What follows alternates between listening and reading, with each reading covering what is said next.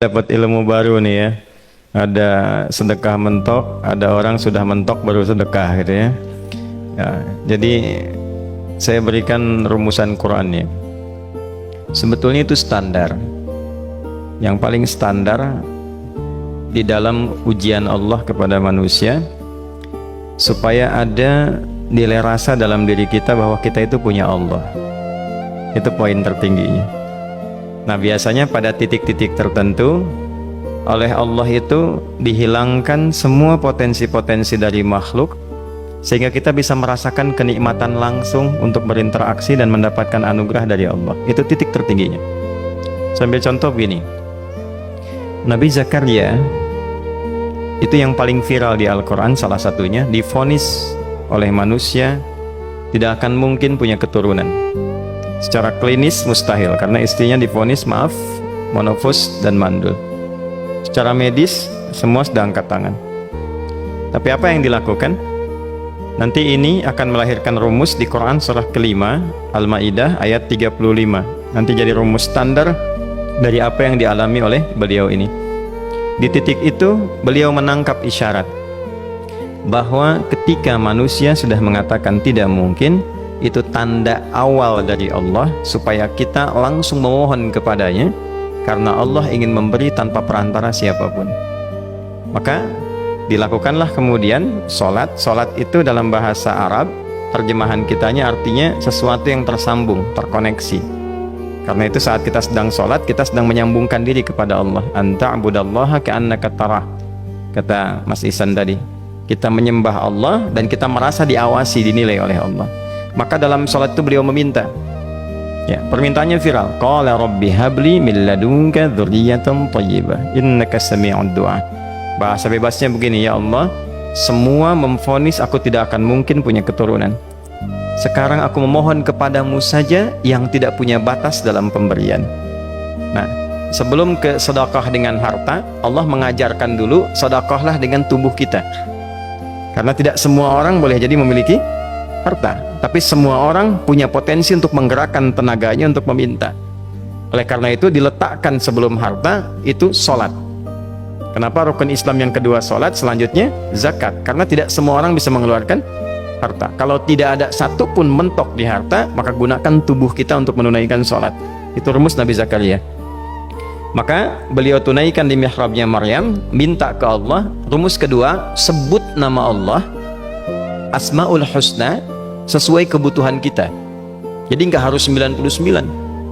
Misal ini mau menuntut ilmu, sekolah, sebut ya Allah ya Alim, pemilik ilmu.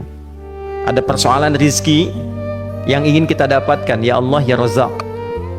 Ada proyek, ada kegiatan yang kira-kira tantangannya tidak mudah, ya Allah ya Al-Fattah. Ini beliau minta karena divonis tidak mungkin, maka meminta kepada Allah dengan nama pemberian tanpa batas, namanya Wahhab, disingkatnya Hab. Rabbi habli, ya Allah yang tak punya batas dalam pemberian. Mereka memvonis aku punya batasan, maka mohon anugerahkan darimu saja. Jika padamu belum sempat juga terkabul, maka mohon tunjukkan kepadaku dengan cara apa lagi aku mesti meminta. Maka dalam situasi mentok itulah kemudian turun langsung jawaban. Fanadathul malaikatu wa huwa qa'imun yusalli fil mihrab annallaha yubashshiruka bi Yahya. Tolong garis bawah ini.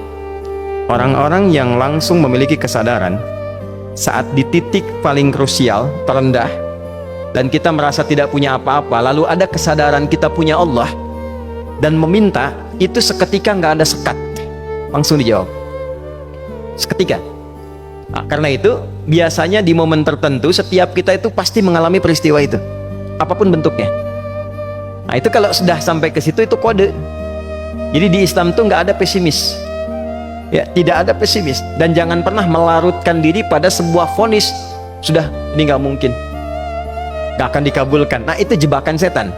Karena declare pertama iblis ketika melakukan kesalahan itu kalimatnya jelas. Ana khairum minhu khalaqtani min narin wa khalaqtahu ya min tin. Saya lebih hebat, lebih bagus. Allah nggak mungkin, sudah nggak mungkin ada ampunan lagi. Jadi diteruskan kesimpulan ini, karena nggak mungkin katanya diampuni, ya sudah bermaksiat saja.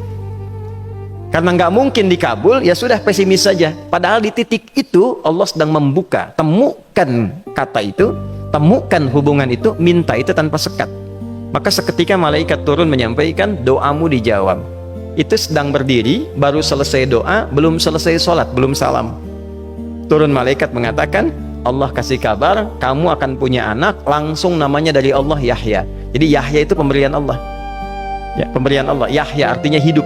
Yang mustahil menurut manusia, lahir seorang bayi dari rahim perempuan yang divonis menopause dan mandul, kata Allah jadi dan hidup. Nah, rumus itu nanti terus dialami oleh para nabi, puncaknya di era Nabi Muhammad SAW, nanti melahirkan panduan di Quran surah 5 ayat 35. Ya ayyuhalladzina amanu ittaqullaha wabtaghu ilaihil wasilah. Perhatikan kalimatnya dengan detail ya. Hei semua orang yang masih merasa punya iman, tuh iman kita disentuh. Jadi kalau mengalami persoalan di titik nadir, terendah, itu yang disoal oleh Allah imannya dulu. Kamu masih punya iman nggak? Orang beriman nggak mungkin pesimis. Orang beriman nggak akan putus asa. Orang beriman nggak akan bunuh diri.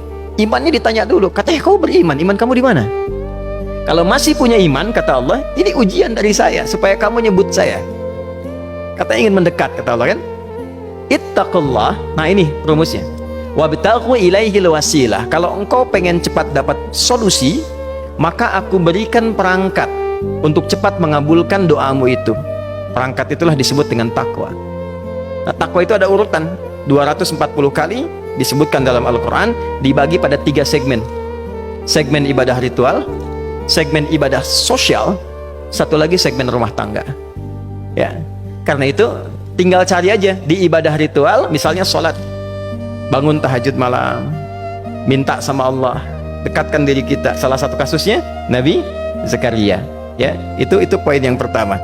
Yang kedua nanti ada maliyah sosial, itu yang tadi dipraktekkan, sedekah dengan harta.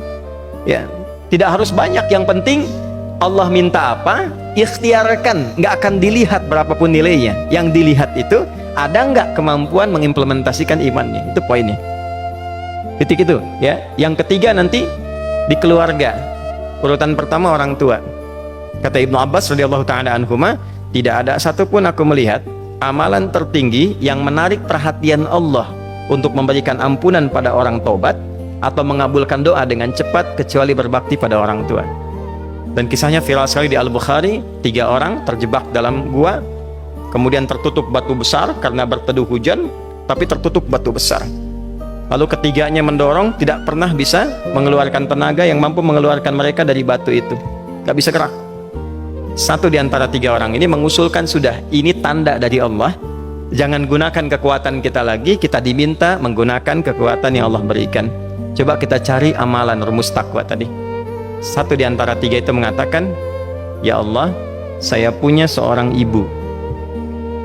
Setiap kali saya berangkat kerja, saya akan selalu siapkan hidangan untuk ibu, khusus untuk susu. Sebelum tidur itu saya yang minumkan langsung kepada beliau. Itu berlanjut selama hidup saya seperti yang kau ketahui. Satu kali saya pulang dari kantor, dari pekerjaan, ibu saya sudah tertidur, sementara susu belum diminum, dan kami putuskan tidak ada yang berani menyentuh susu dan minuman makanan kecuali ibu terlebih dahulu. Maka saya putuskan memegang nampan susu di samping ibu yang tertidur dan menunggu beliau bangun. Tiba beliau bangun tengah malam, saya berikan susunya tanpa saya katakan saya telah menunggu cukup lama untuk memberikan susu itu. Ibunya nggak dibangunkan, dibiarkan istirahat dengan nyaman. Begitu bangun, diberikan susu tanpa komen sedikit pun. Nggak bilang, mas betulnya udah lama tadi nungguin deh. Langsung diberikan. Seketika ibu senang istirahat dan lalu mengatakan pria ini, ya Allah, jika engkau ridha dengan amalku ini, maka mohon bebaskan kami dari kungkungan batu ini. Lalu ketiganya berikhtiar mendorong, yang tadinya tidak punya kekuatan, seketika batu itu menggelinding dan membebaskan 3 orang itu. Nah itu persegi dalil yang sebetulnya jadi pedoman hidup. Dalil itu kan pedoman bahasa Arabnya, pedoman berkehidupan. Kita di Islam itu lengkap. Jadi kalau kita mengalami kasus itu dimanapun, ya, baik di kedudukan, di usaha, di pengetahuan, sudah mau ngapalin mentok gitu ya, itu ujian.